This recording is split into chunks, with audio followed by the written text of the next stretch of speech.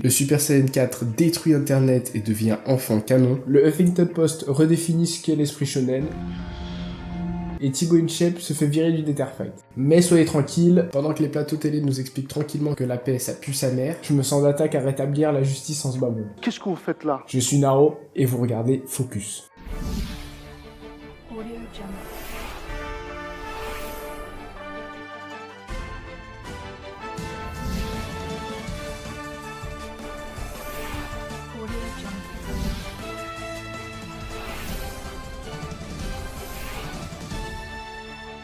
Bon, on va commencer par un truc chill qui m'a beaucoup fait rire. Et ça concerne la fin des machins. Pas de panique pour les animés only, il y aura pas de spoil sur la fin, surtout que moi aussi je suis dans ce cas. Si vous êtes fan de My Hero, vous savez très bien qu'une partie de la communauté a une vision de Bakugo et Deku... comment dire, plus que suspecte. Mais bon, de base, je pensais que c'était pour le délire. Genre qu'ils y croyaient pas vraiment. Puis bon, il y avait quand même une intrigue amoureuse avec un autre personnage qui paraissait quand même un peu moins farfelu. Mais non, parce que quand, surprise, surprise, Uraraka et Deku, ça se concrétise, il y a des gens, ils ont pris le somme premier degré. Je suis extrêmement... Espèce de lâche. Une fin ouverte aurait été J'ai bien l'impression mieux de qu'une notre fin ricochet, ce que vous avez vraiment mis. mais à la fin, Bien c'est sûr, été... Je ne comprends pas. Mais enfin bref, je suis explosé. Je pensais pas que des gens pouvaient autant s'auto-convaincre d'une théorie comme ça. Enfin, si vous avez cru en cette théorie, n'hésitez pas à m'expliquer en commentaire, parce que là, je me demande vraiment si on a vu le même anime. On passe à la suite.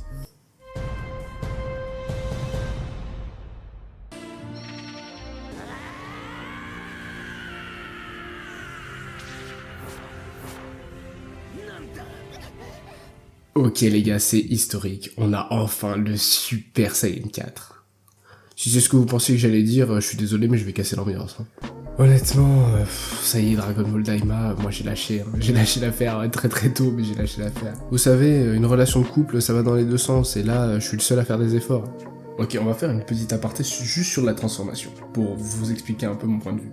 Alors, le principe du Super Saiyan 4, c'est que les Saiyans renouent avec leurs racines, et donc on a une transformation hybride entre le gros singe et le Super Saiyan. Donc là, les défenseurs de cette nouvelle transformation vont dire « Bah oui, c'est la même chose parce que le Namek, il a sûrement cherché dans le corps de Goku, il a forcé une mutation par la magie de Goku qui sera plus capable de reproduire et c'est pour ça qu'on le verra plus sur Dragon Ball Super. » Et en fait, ça tient pas du tout, c'est nul. Pourquoi ? Parce que y a que parce que Dragon Ball GT existe que cette transformation, on arrive à lui trouver un sens. Sinon, ce serait vraiment juste sorti du cul. Ce qui est déjà à peu près le cas quand même. Dragon Ball GT, c'était beaucoup mieux amené et je vais vous expliquer pourquoi. La transformation de Dragon Ball GT utilise tout ce qui a déjà été établi par Dragon Ball pour mener à bien la transformation. C'est-à-dire que les Saiyans, quand ils ont leur queue, sont capables de se transformer en énormes singes en regardant la pleine lune. Ça, on le sait depuis très longtemps. Ensuite, de par les événements de Dragon Ball GT, Goku retrouve sa forme d'enfant, et donc sa queue repousse. Donc on sait que cette possibilité est à nouveau disponible, que Goku est potentiellement capable de se transformer en énorme singe au regard de la lune. Les événements font que Goku, vaincu par Baby, se retrouve face à la lune et se transforme en singe. Ce qui n'est pas arrivé depuis des années, depuis qu'il est enfant et qu'on lui a coupé sa queue. Maintenant, ce Goku est capable de se transformer en Super Saiyan, à une puissance bien supérieure à celle qu'il avait avant. Donc, à notre grande surprise à ce moment-là, mais tout à fait logiquement, on comprend que le grand singe est aussi capable de se transformer en Super Saiyan. Et en plus, Goku ne maîtrise pas cette transformation parce qu'il l'a jamais utilisé avant, il a jamais contrôlé la forme classique du grand singe, donc il faut pas s'attendre à ce qu'il contrôle le grand singe Super Saiyan. Ça c'est bien. Et ensuite, le regain de contrôle de cette forme lui permet d'accéder à la nouvelle. Vous comprenez ? Mis à part la nouvelle forme, qui est gagnée grâce au regain de contrôle de la transformation, il n'y a absolument rien qui soit nouveau. C'est-à-dire que rien n'est sorti du cul. On se base uniquement sur des choses qui ont déjà été établies, et on brode à partir de là. Et c'est pour ça que la transformation du Super Saiyan 4 de Dragon Ball GT était beaucoup mieux amenée que celle-là. Parce que celle-là, on va te sortir que le Namek est retourné dans les racines des Saiyans pour produire cette transformation, sauf que on ne s'en serait vraiment rendu compte que parce que Dragon Ball GT existe déjà, et a déjà fait cette explication. Parce que sinon, on aurait juste pensé que c'était une transformation magique, et on n'aurait pas forcément fait le lien avec l'origine des Saiyans. C'est pour ça que cette transformation est beaucoup moins bien, et restera beaucoup moins dans le temps que le vrai Super Saiyan 4. Je suis désolé de le dire. Donc pour que quelque chose qui se revendique canon repose sur un concept qui n'est pas canon, vous sentez déjà que ça devient limite. Je suis désolé les gars, moi j'ai plus 3 ans. Je peux plus m'extasier sur un Super Saiyan 5, Super Saiyan... c'est fini. Tu peux me sortir le power-up que tu veux, si c'est sort de ton cul, je m'en fous. Moi je regarde des animés pour que ça me fasse vibrer, pour que ça me parle. Et la carte de la nostalgie a déjà été utilisée par Dragon Ball Super. Là c'est bon, c'est fini. Donc Dragon Ball Daima, c'est ciao. On passe à la suite.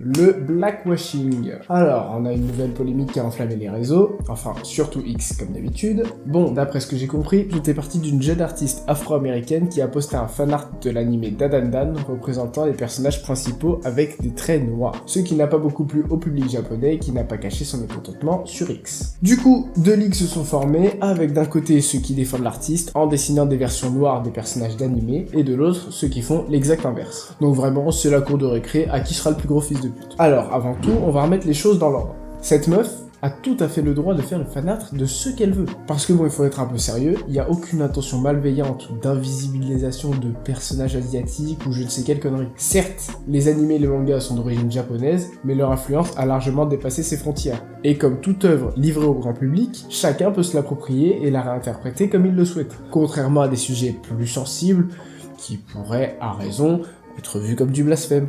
Maintenant, là où je peux comprendre la réaction des Japonais, c'est que sur les réseaux sociaux, on a toujours droit à une victimisation infernale de la communauté noire. Exemple tout bête, ceux qui pleurent à l'appropriation culturelle quand ils voient une personne typée blanche faire des tresses. Là, soyez-en sûrs, si ces mêmes personnes vous voient réinterpréter un personnage noir en blanc, vous allez en prendre pour vous et votre lignée passée et future sur des générations. Et évidemment, ça concerne que des minorités parmi les communautés noires d'Occident, qui viennent casser les couilles au monde entier en se définissant que par leur couleur de peau, alors que c'est exactement ce qu'ils reprochent aux personnes qui les oppressent. Comme si on était toujours dans un système full ségrégation, full oppression systémique.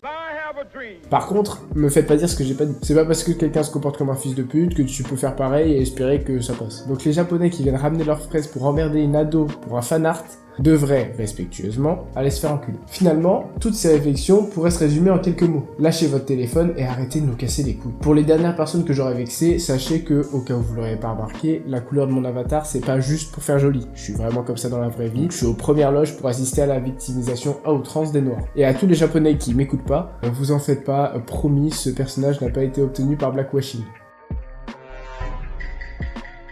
On passe à la suite.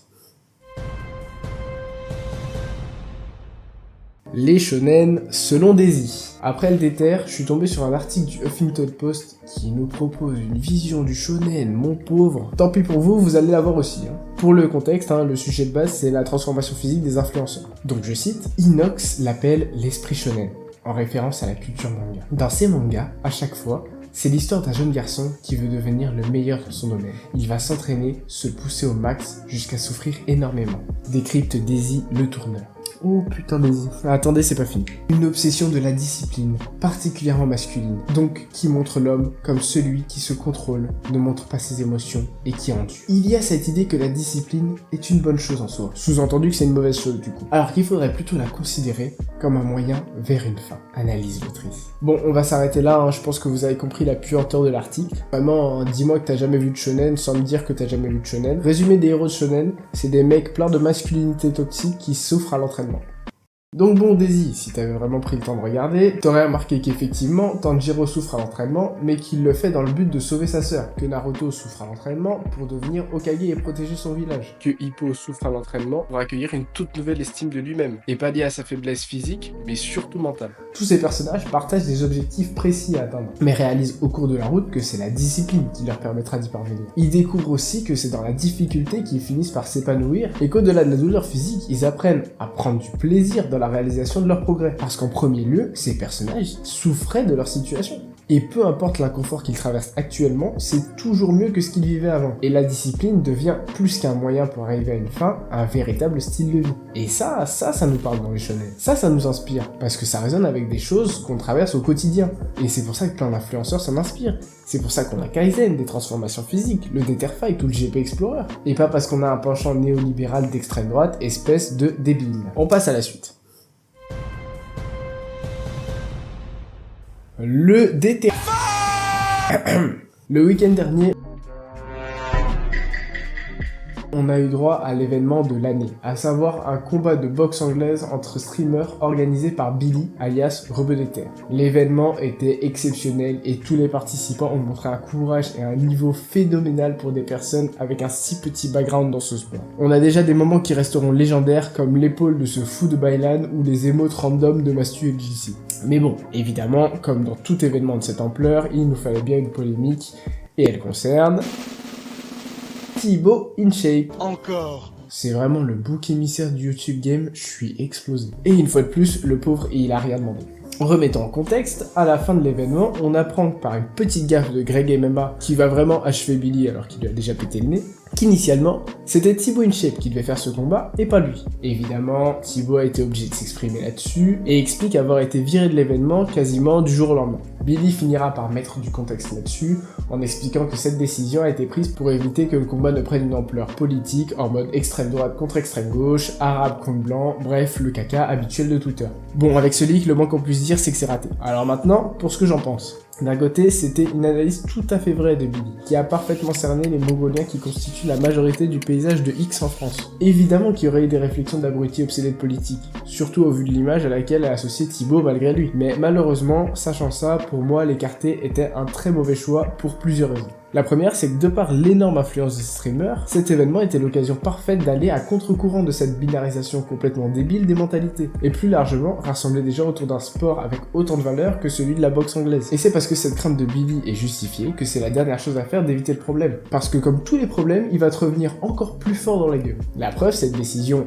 et le leak ont complètement remis sur le devant de la scène ses pensées stupides, et leur a en plus donné de la légitimité, parce que factuellement, et c'est vrai, encore une fois, Thibaut est cancel d'un projet pour l'image qu'on lui colle à la peau. Tandis que la présence d'autres streamers réellement positionnés politiquement n'a pas été remise en cause. Finalement, Billy a succombé et allé dans le sens du mal-être français, alors que sa vision de base de l'événement était très probablement la bonne. Lui qui s'était lancé dans la boxe depuis plusieurs mois, son inclusion dans le projet, sur le papier, aurait été naturelle et presque attendue du public. Et puis quand on voit son soutien à Merwan Ben Nazar, on voit bien que Billy est capable de se mouiller pour une cause qui lui tient à cœur. C'est juste dommage qu'il ait pensé que celle-ci était moins importante. Comme quoi, bien qu'on soit fan d'anime et de personnages qui confrontent sans hésiter leur point de vue à celui d'un monde malade, il n'en est pas moins difficile d'appliquer cet idéal dans la réalité. Mais enfin, de toute façon, c'est fait. Je doute pas du tout du fait que Billy, comme Thibaut, soit une bonne personne, et dans tous les cas, son événement aura mis des étoiles dans les yeux à toute la France, même s'il avait le potentiel d'être encore plus. Et voilà, c'est déjà la fin de cette vidéo. N'hésite pas à liker, laisser un commentaire, surtout pour m'expliquer pourquoi tu kiffes le nouveau Super Saiyan 4. Et moi, je vous dis à dans un futur plus ou moins lointain pour une nouvelle vidéo.